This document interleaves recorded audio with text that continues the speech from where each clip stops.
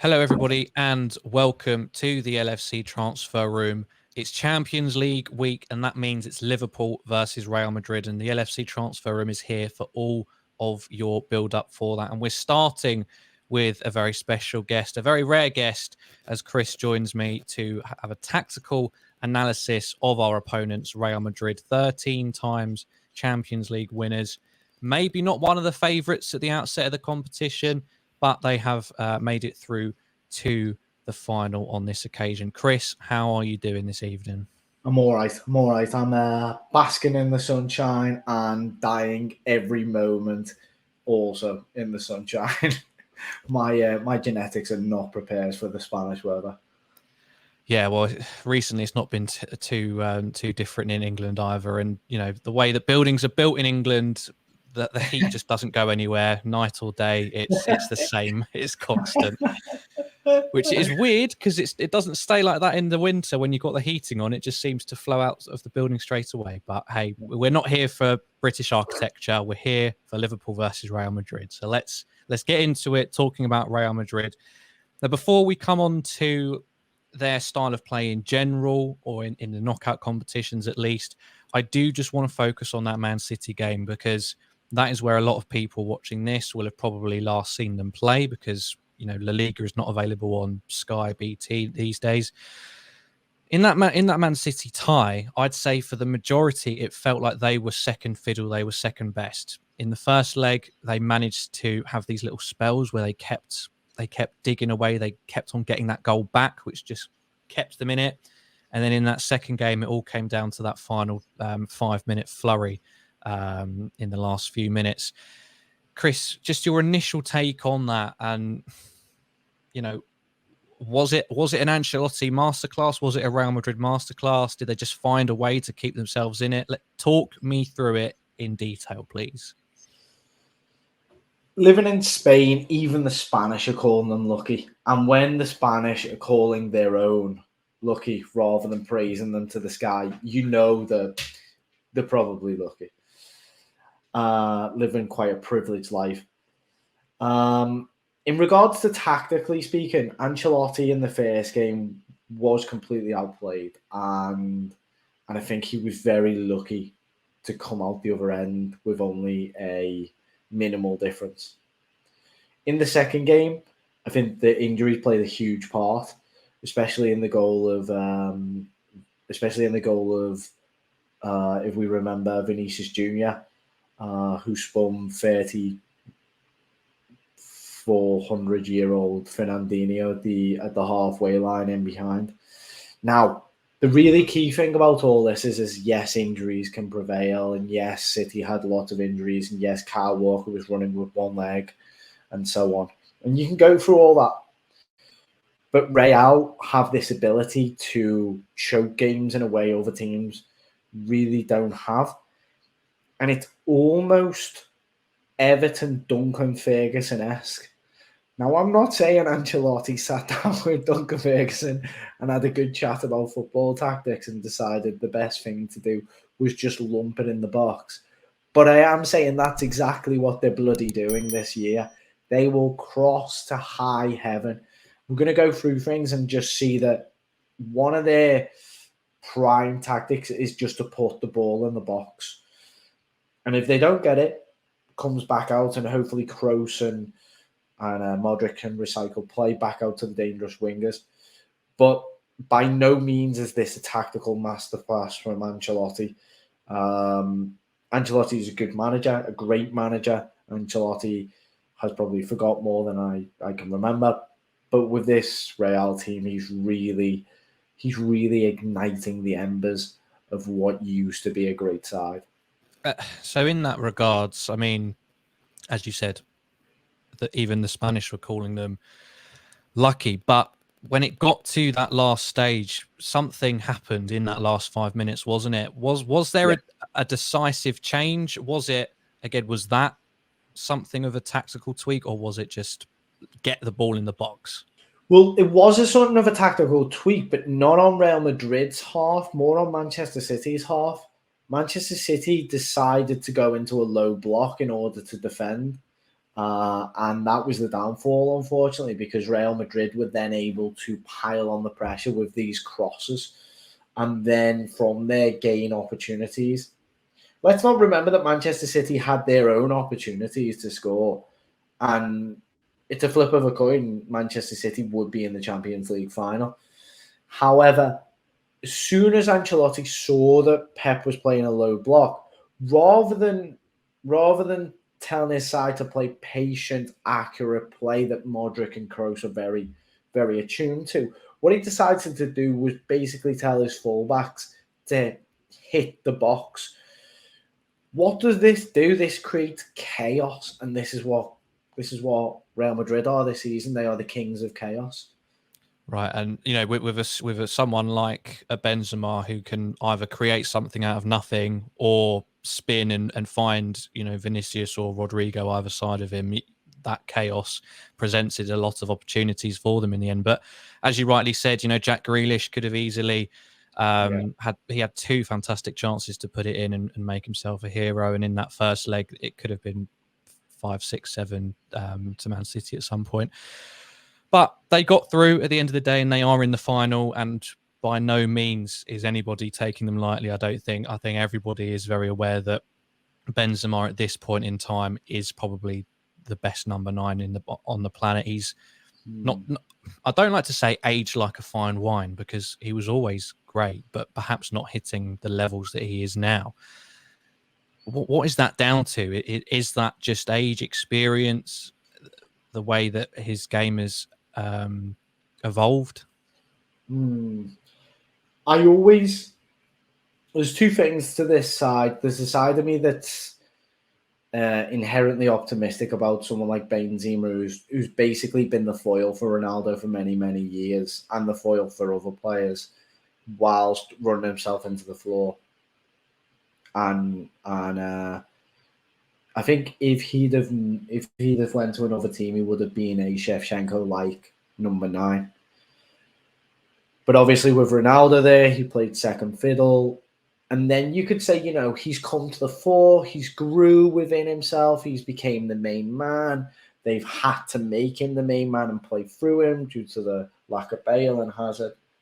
And then there's the other part of me that's sort of suspicious that a 36-year-old is doing more sprints than he's ever done in his career. And I'm thinking, that sounds physically impossible. I wonder if anyone's on the salbutamol inhalers, allegedly. Now, of course, that would never happen in global sport. It would be an impossibility for that to happen, especially with UEFA being so disciplined and strict. However, what I would say is that within both confines, it's absolutely irrefutable that, like you say, he is incredibly dangerous. And as a result of his goals, they are where they are. And that's without a doubt. Absolutely. So let's now turn our attention to the final and some of the points that you wanted to cover. Essentially, three ways of which we and Real Madrid will influence this game. So off the ball, on the ball, and in transition. So if we start with Real Madrid on the ball, talk me through it. Right, so we're gonna first have a gander at the first tactic that we can see them loading the box. This is picture 1 of loading the box, and what you're gonna see is 3 strikers very, very close together. Now this is really reminiscent of a Robertson cross to Mane, Firmino, and Salah. And you can see it there. You can just look at the picture and realize, wow, that's really quite similar. Now, what's also happening is Modric and Kroos are holding back. So it's very, very Liverpool early Klopp-esque, whereby they are just taking chances. They are overloading the 2 centre-backs and trying to create that superiority in the centre. If we move on to the second picture, you can see how that results. A Mendy cross to the back post. Benzema gets in front of Zinchenko and then slotted in the bottom corner. What they're trying to do is they're trying to force one-on-one duels in the box and trusting that using Vinicius and Rodri as a sort of foils, Benzema will win those one-on-ones, and he is winning a lot of one-on-ones. So please watch for him where does he go? Does he go on the back post like he usually does towards the right-hand side with Robertson, or does he change for the next game and try and hang off the shoulder of Trent? If you then move on to the next picture and something of a curved lines, this is a demonstration of from above what that looks like. 3 holding midfielders, 3 attackers, and then you'll notice that still leaves them considerable people at the back, because what they're trying to do is they're just trying to load the box and see if they can force an error or a mistake. If Liverpool defend well, Madrid won't score. Madrid will not score because this is not beautiful football. It's not elaborate.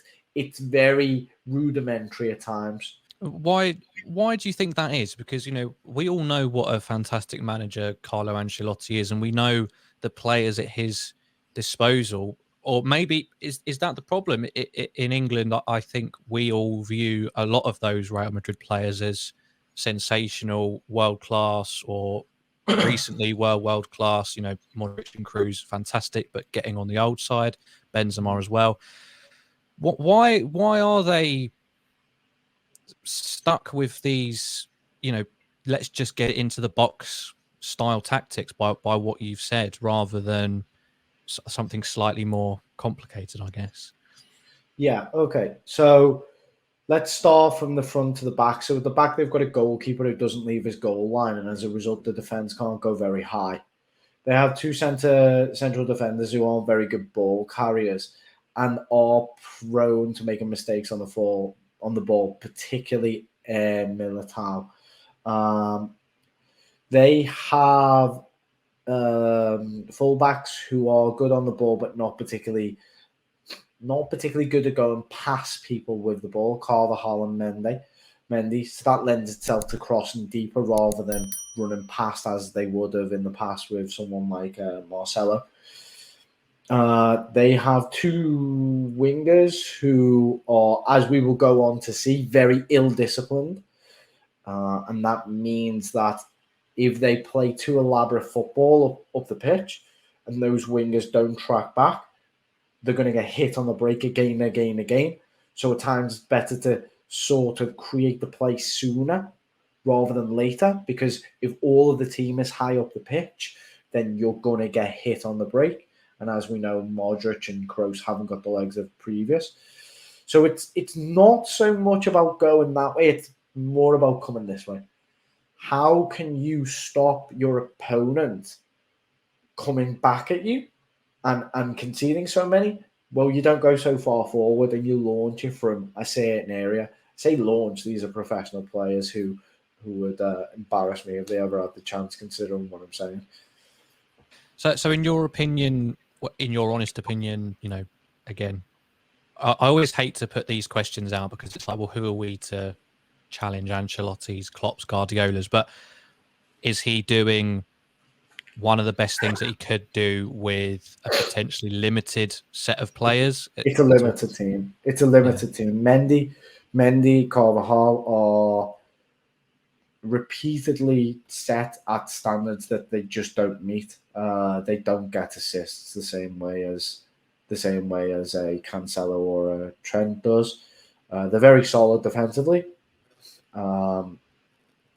Then, if we look at Kroos and Modric, they are supported by Valverde, who is doing all the running for them because they can't. So that's once again a reason not to put them up the pitch. And then at the same time, they don't really have an attacking midfielder in a sense. Here they have an attacking midfielder who isn't really playing the same as he could do. Ancelotti doesn't really have faith in any of the other players to link play. So they've really got something of a split team effect, much the way Liverpool had the Brexit midfield of Milner, Hendo and Wijnaldum, whereby none of them were really enforced in going forward. And at times this would result in a front 5 that looked more like Robertson and Trent were joining up with a front 3. But a little bit more rudimentary, a little bit more tractor-like, because there's not as many combinations on the edge of the box. If we look at picture 4, Sorry, We can yep. we can see it. We can see it from the other way around from Carvajal. So this proves the point on the other side as well. And here you can see how we've got three going forward, Valverde outside the box, and they're doing exactly the same thing. They work their way up a certain point to the pitch, and then they just put it in the box. And then again, in the final picture, loading the box 5, we can see at the back post how they've switched play, and then they're looking to get that back post. It's very, very, how can I say this? It's quite rudimentary. It's not that glamorous football. Thank you for explaining that, because that's something that I have wondered since that City semi-final, and I guess in the Chelsea game as well, because I think across all 4 legs they were probably the worse off team. Just quickly before we move on to off the ball, I know I'm probably stretching your memory a bit, but compared to how they played us last year, what's changed? You don't have to go into too much detail on that if you don't remember, but it feels like they were much more controlling in those ties. They were more controlling, but if you remember, the goal that they scored was Kroos playing a long ball over the top, so it's not that different. And of course, we had Phillips and Kabak. Yeah. And what did Ancelotti decide to do? I'll put a ball over the top. Now, you can, like, Ancelotti can flash his medals at me all he wants, and his Ferraris and whatever else that he wants to flash, but and I wave my hat to him and say, good on you and everything. Let's not go over the top here. What they're doing is exactly that. They're playing balls over the top, and they are searching for Vinicius coming in from the left or Rodri coming in from the right. And the reason they do that is because they are not as elegant or as free-flowing as previous Real Madrid's sides. If they ever were, because the sides of Zidane and Figo were not exactly free-flowing football either. How can Liverpool best neutralise that threat? So they're relatively limited in what they can do, but in terms of looking for that high ball over the top to either of their wingers, we, this season, no matter what, even the season before, play an extremely high line. What do we do? Obviously, that's not going to change, but how do we try and neutralise that threat? So the first thing we're going to do is look at low block picture 1. What I want you to do is I want you to have a look at, this is without the ball. This is City. This is City's first goal. Look how many of Real Madrid's players are doing an impression of Crystal Palace. It's quite fantastic. Now, if you look in the top left-hand corner in the red box, you have, I believe that's Rodri or Vinicius. I think that's Rodrigo, sorry. And he is just completely ignoring the left back. And that ball goes into De Bruyne, and it was a goal from De Bruyne, but it could have easily just went to Cancelo, I think it is. These will take gambles. Honestly, the best thing that we can do is score goals. But front foot defending is going to be huge. And I'm just going to share my screen here. So here we're looking at a typical lineup. Real Madrid are going to defend in a very low block like this and invite Liverpool on. What they'll do is they will defend in a low block, and it will look something like this.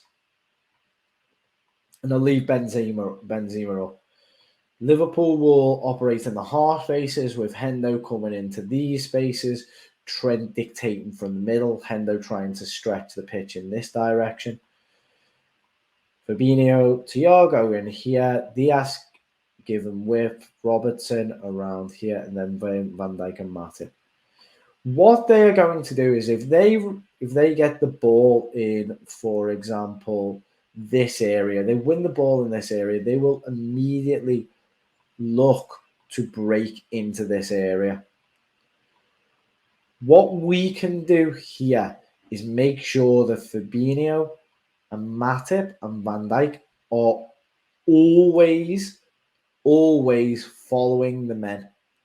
And at the same time, with a high press of Thiago and even Trent in and about here, it will really reduce their ability to go long and therefore stop the impact. make no doubt about it, they're going to look to make it a basketball match.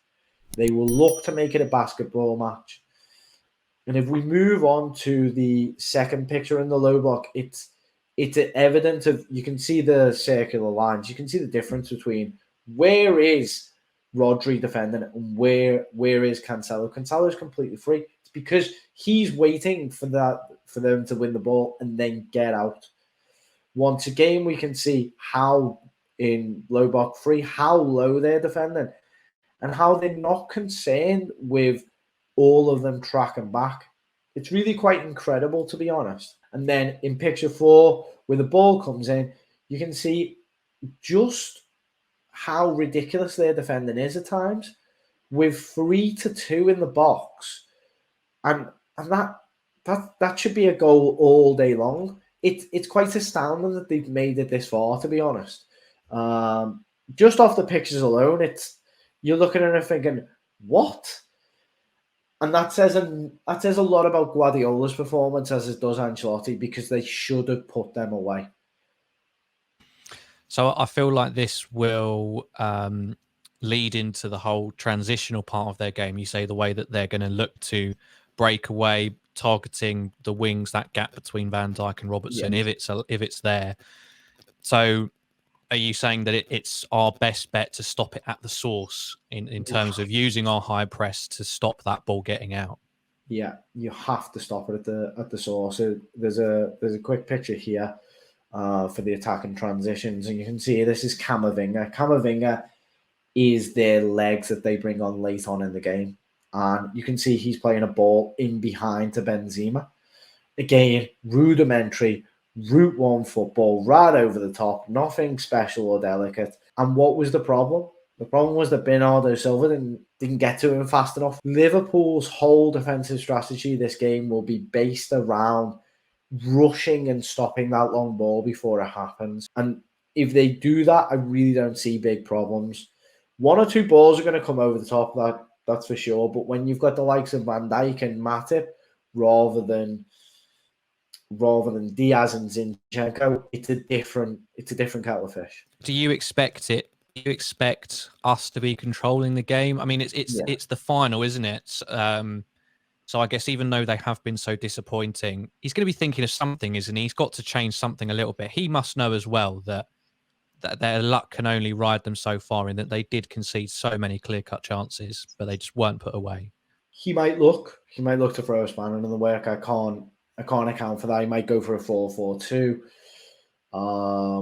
and bring off Rodri, for example. Rodrigo, sorry, that makes complete sense to me. And then he might try and play a more compact game, more of an Atletico Madrid style, compact, keep the lines closed, and just be frustrating more than anything else.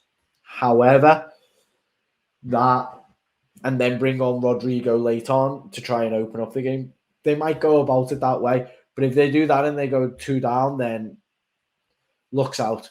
I think Ancelotti's going to try and make it a basketball game, and I think it's going to be exciting. Although you never know with these things, he might throw a spanner in the work. That's for sure. Yeah, I think you're right. I think a lot of it does come down to how we come out of the blocks. I mean, in the City game in the Premier League, I think our first half was dreadful.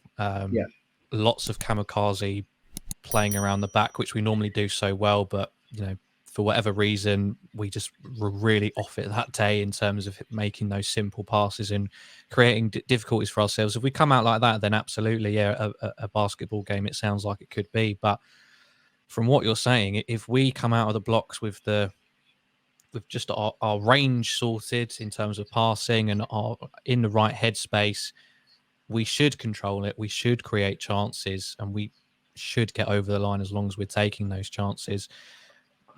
But again, if we don't control the game, I'll be amazed if we don't control. And I will be amazed if they don't look to hit us on the counter.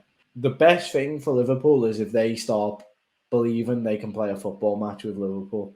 That is the best thing, because as soon as they start believing they can play a football match, it will it might go well for 10 minutes, but after that, it will really change the tide. But in that Man City, and I always go back to the Man City game, but in the first leg, I got the feeling that they really didn't know, especially in the midfield, whether to press Man City or whether to drop back. It felt like, and there was a period that I just remember really clearly where I was watching Modric, and I was like, he has no idea what to do, whether to push forward or to get back into position.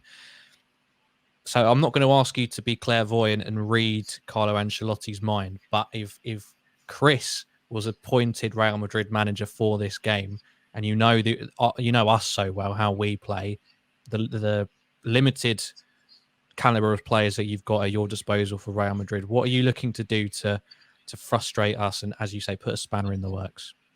If I was going about it, I would play a 4-4-2. I would play Valverde and Modric in the midfield. I'd sacrifice Kroos. I would play two fullbacks on the left in order to cover Trent and Salah. And then what I'd try and do is I'd try and hit Vinicius and Benzema on the diagonals in behind Trent. And I'd funnel the ball to Trent. I'd funnel the ball to him. I'd give him the ball. I'd make sure that the team were pressing in such a way whereby they would create a blanket so that the ball would go towards Trent. Now that's really easy to do. You just stand in front of one player and then let them stand next to Trent. It's that simple. Ball goes to Trent. Trent's incredibly dangerous on the ball, yes. But if you're man for man with all the other players, it's just about duels then. And if you win that header and Trent's high up the pitch, you just put a ball in behind his position and go from there. It's something many managers have done unsuccessfully. However, I honestly believe that's the best way to go about it. Absolutely. And, I think that's what I've come to learn this season, like obviously doing videos and content with you as well and reading more articles that are more tactical based.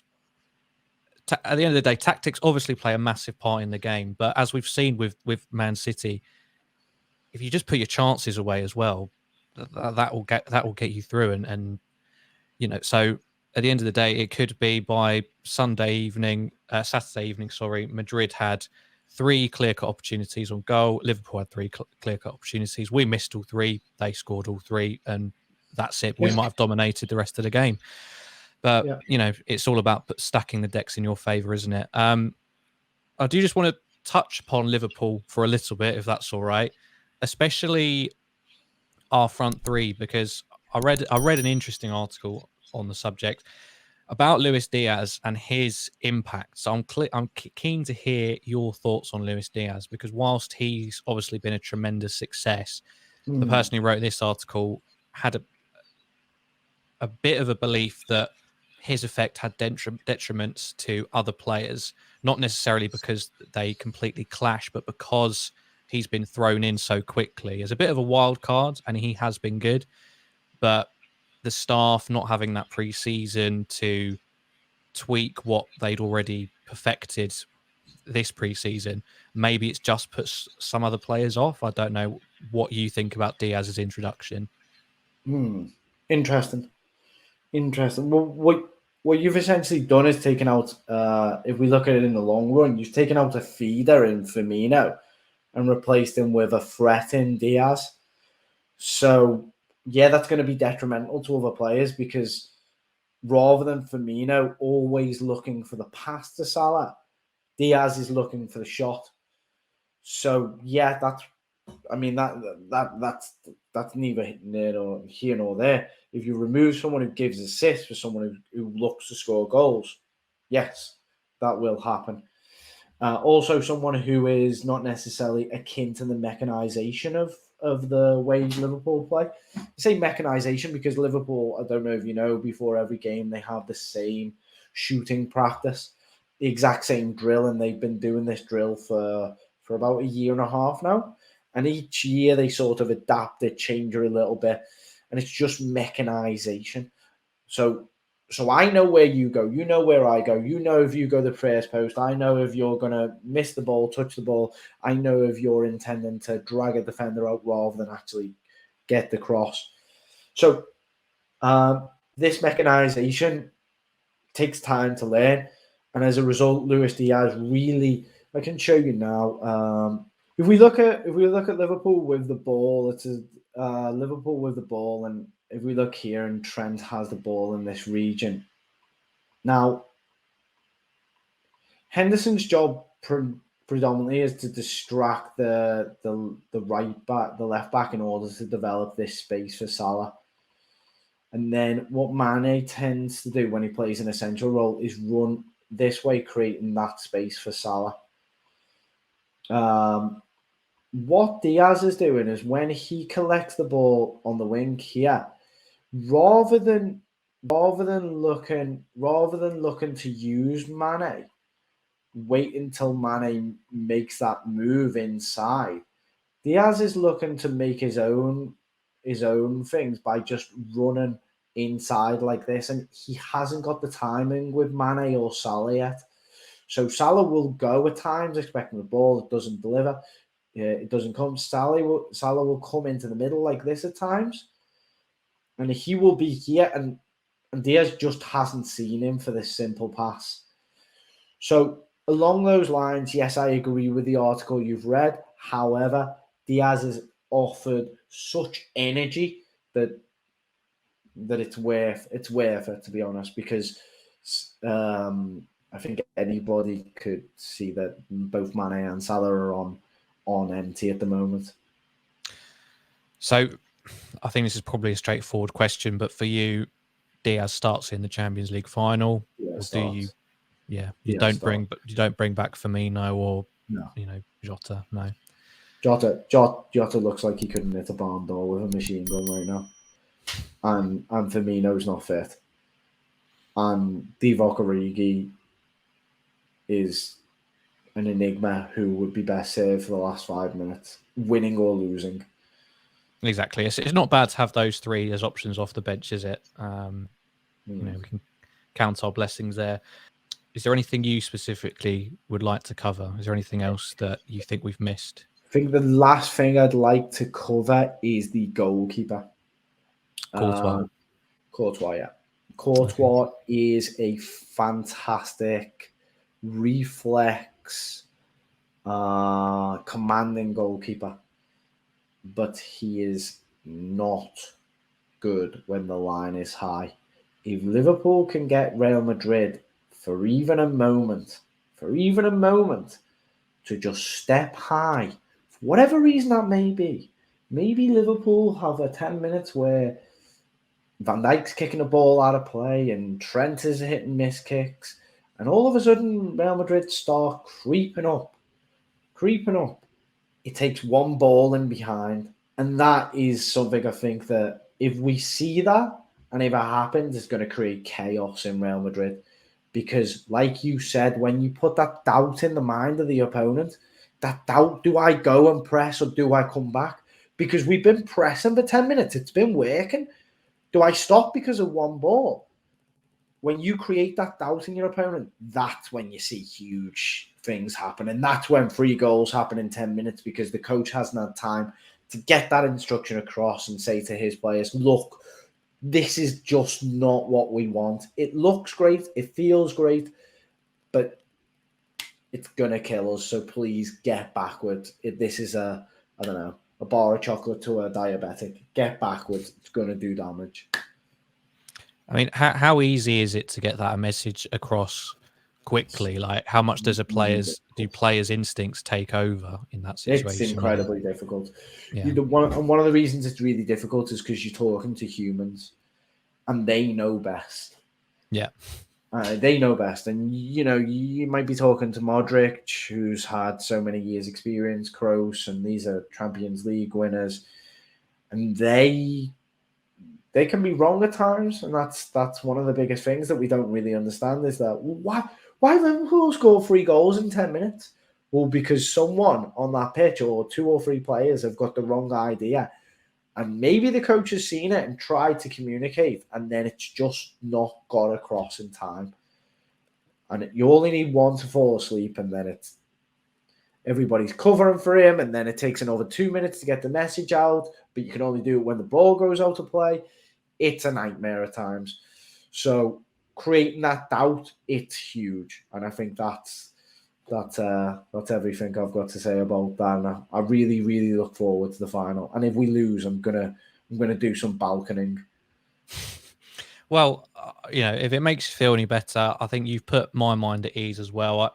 Coming into this, I had a feeling that you were going to explain away how they got past Man City and how it was all a tactical masterclass, and the fact that you have attributed a fair portion of it to Real Madrid just being lucky, that does fill me with a fair bit of joy, and I feel a lot better. So what a great way to kick off this week of build-up. Thank you very much, Kris, for coming on and enlightening us all. It's been fascinating. And thank you to everybody who has decided to tune in and watch this. We'll be here throughout the week, on the day and afterwards. You can count on that. So please do subscribe to the LFC Transfer Room if you haven't done already. Kris, thank you very much for coming on. And everybody, thank you very much for watching. This has been the LFC Transfer Room Tactical Analysis of the Champions League Final, Liverpool versus Real Madrid. Take care, and we'll see you in the next video.